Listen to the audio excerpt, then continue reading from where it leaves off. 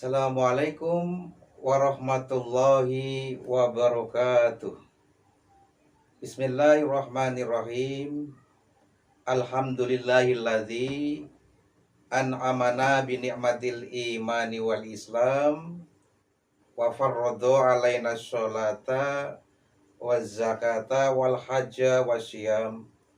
Asyhadu an la ilaha illallah wa asyhadu anna Muhammadan abduhu wa rasuluh. Arsalahu bil huda wa dinil haq liyudhhirahu 'ala dini kullih walau karihal musyrikun. Asyhadu an la ilaha illallah wa asyhadu anna Muhammadan abduhu wa rasuluh. Allahumma shalli wa sallim wa barik ala sayyidina Muhammad wa ala alihi wa ashabihi ajmain, amma ba'du. Hadirin kaum muslimin wal muslimat dimanapun Anda berada, beberapa saat lagi kita akan memasuki bulan Ramadan. Oleh karena itu, di dalam menghadapi bulan Ramadan ini, kita perlu mempersiapkan diri untuk menghadapinya, agar kita menjadi orang yang mulia di bulan Ramadan. Karena orang yang memuliakan bulan Ramadan, maka dia akan menjadi orang yang akan mendapatkan kemuliaan di bulan Ramadan. Dan siapa yang menginginkan keberuntungan di bulan Ramadan, maka hendaknya ia menanti mempersiapkan diri datangnya bulan Ramadan. Oleh karena itu, kita perlu mempersiapkan diri di dalam menghadapi bulan Ramadan. Lalu apa yang perlu kita persiapkan di dalam menghadapi bulan Ramadan? Yang perlu kita persiapkan di dalam menghadapi bulan Ramadan minimal ada 3 hal. Yang pertama, kita mempersiapkan ilmu kita. Ilmu tentang puasa. Apa saja yang perlu kita kuasai? Ilmu apa saja yang kita perlu persiapkan di dalam menghadapi Ramadan ini? Ilmu tentang puasa Ramadan. Di antaranya bahwa rukun puasa Ramadan itu adalah yang pertama niat. Mengenai niat Ramadan ini, niat puasa Ramadan ini, kita juga perlu tahu kapan waktunya dan apa saja yang perlu kita lafalkan di dalam niat puasa Ramadan ini.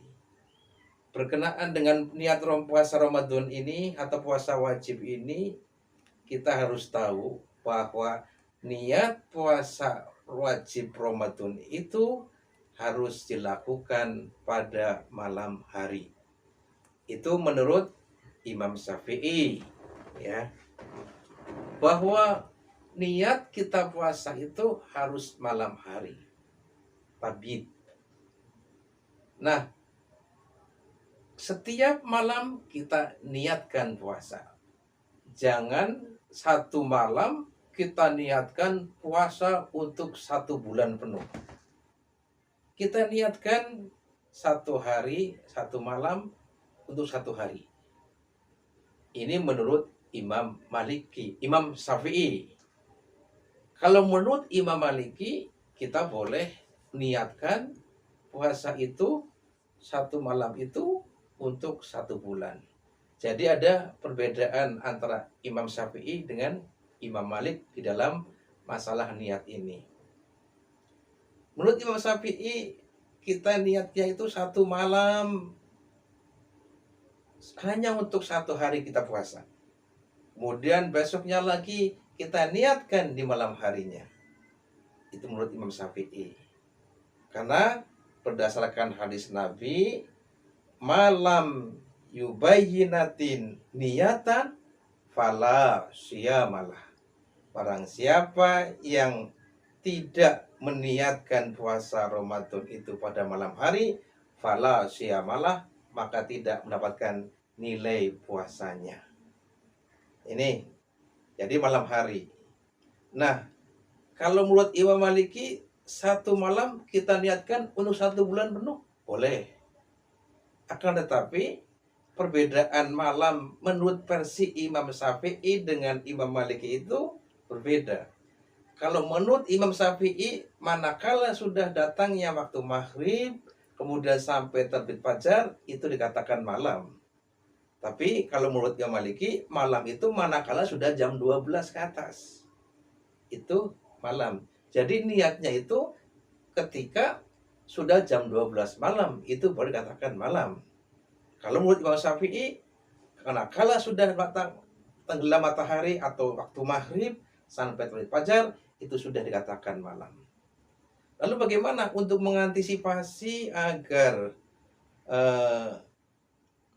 kita manakala lupa besoknya nggak niat karena kita tidak niatkan 1 bulan, maka boleh kita niatkan malam hari itu habis isya atau maghrib kita niat puasa Ramadan, kemudian setelah sahur kita niatkan puasa untuk 1 bulan. Itu untuk antisipasinya. Adapun bacaan niatnya, kalau kita mengacu pada kitab Fathul Mu'in, niat puasa Ramadan itu harus tabiat ya, malam hari, tentukan waktunya malam hari, tiap malam, kemudian ta'in itu menentukan puasa Ramadannya. Contohnya begini, nawaitu saumahodin an adai fardis syahri Ramadhani hadhi sanati fardulillahi ta'ala. Ada yang nawaitu saumahodin an adai fardis syahri Ramadhana. Ya. Jadi Ramadhana apa Ramadhani? Kalau menurut ilmu nahwu ya Ramadhani. Ramadhani hadhi sanati fardulillahi ta'ala. Tapi sudah, kita jangan masalah ini karena kita mungkin tidak tahu masalah nahwu. Kalau melihat Ramadannya ya mangga, Ramadannya mangga, tapi kita alangkah baiknya kita mengacu pada kaidah nahwu. Kita niatkan, kita sebutkan puasa apa yang kita tentukan, puasa Ramadan. Jadi sebutkan di situ, nawaitu saumahodin an adai fardis syahri Ramadhani hadis sanati fardulillahi ta'ala. Itu niatnya puasa Ramadan.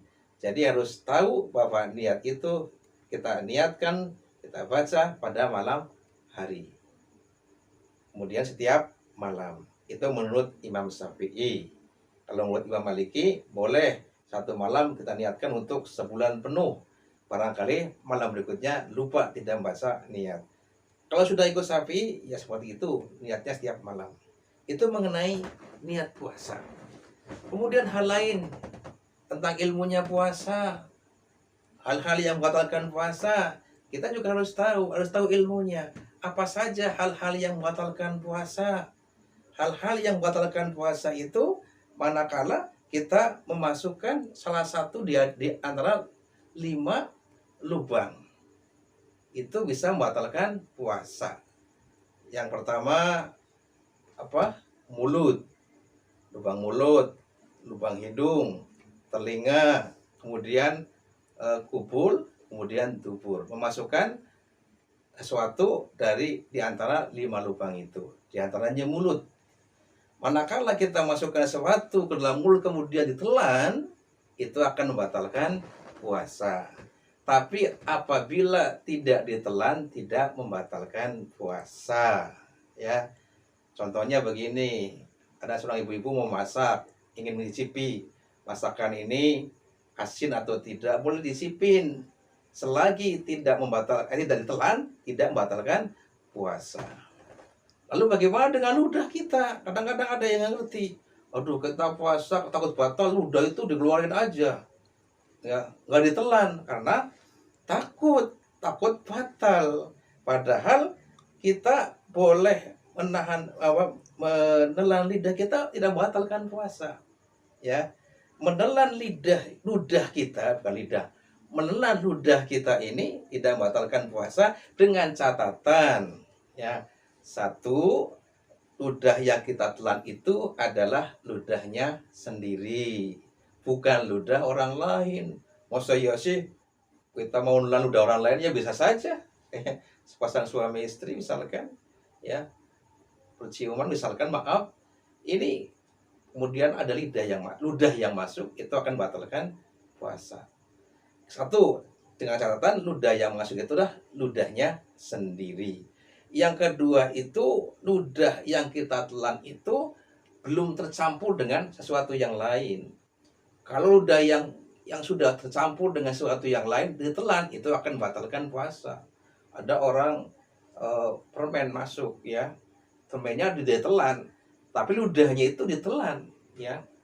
Itu artinya ludah itu sudah tercampur dengan yang lain, maka manakala ludah itu telan akan membatalkan puasa. Kalau ludahnya tidak tercampur dengan sesuatu yang lain, tidak membatalkan puasa walaupun kita telan. Dan yang ketiga, ludah itu tidak membatalkan puasa itu manakala ludah itu masih ada di tempatnya, bukan sudah keluar. Maaf, barangkali kita ludah dikeluarin, dimasukkan ke apa, ditelan lagi. Maaf, ini akan membatalkan puasa karena ludahnya itu sudah keluar dari tempatnya.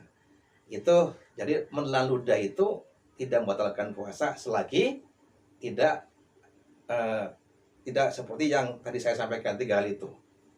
Kemudian memasukkan sesuatu ke dalam hidung. Memasukkan sesuatu di lubang hidung itu manakala sesuatunya itu masuk sampai dalam yang akan menyebabkan terasa panas. Itu akan membatalkan puasa. Tapi kalau selagi lubang hidung ya cuma tidak dalam, tidak sampai hal yang kalau kita makin panas, tidak membatalkan puasa.